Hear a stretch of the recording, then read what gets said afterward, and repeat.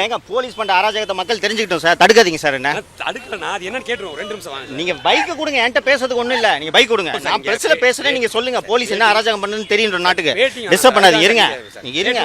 என்ன பேசுறது கூட உங்ககிட்ட பர்மிஷன் வாங்கணுமா? அப்புறம் அது வாங்க. அஜித் மாதிரி அடிப்பீங்களா? ப்ராப்ளத்தை சால்வ் பண்ணிரோம் வாங்கன்னு சொல்றோம். ப்ராப்ளத்தை நீங்க போய் சால்வ் பண்ணுங்க. சவுக்கு மீடியா கடந்த 2 ஆண்டுகளாக தமிழக அரசாலும் தமிழக காவல்துறையாலும் எத்தகைய துன்புறுத்தல்கள் எத்தகைய கொடுமைகளை சந்தித்துக் கொண்டிருக்கிறது என்பதை நீங்கள் எல்லோரும் அறிவீர்கள். என் வீட்டில் மலமூற்ற சாக்கடை ஊற்றப்பட்டது, என் மீது பொய் வழக்கு போடப்பட்டது, கஞ்சா வழக்கு போடப்பட்டது. இதற்கெல்லாம் பிறகு ஒரு அலுவலகம் கிடைத்து இந்த அலுவலகத்தில் தொடர்ந்து என்னுடைய மீடியா பணியை நான் செய்து கொண்டிருக்கிறேன். வீட்டுக்கு இரவு 12 மணிக்கு 15 காவல்துறையினர் சென்று அவர்களது 2 பேரோட பைக்கை தூக்கிட்டு போயிருக்காங்க.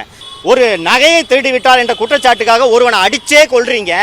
நாங்க மீடியால இந்த உண்மைகளை எடுத்து சொல்லும் வேலையை செய்து கொண்டிருந்தா இந்த மாதிரி வண்டியை புடிங்க வச்சுக்கிட்டு 15 நாட்களாக வண்டியை கொடுக்க எப்ப கேட்டாலும் ஐயா வெளியில போயிருக்காரு, மேல கேட்கணும், டிசியை கேட்கணும்.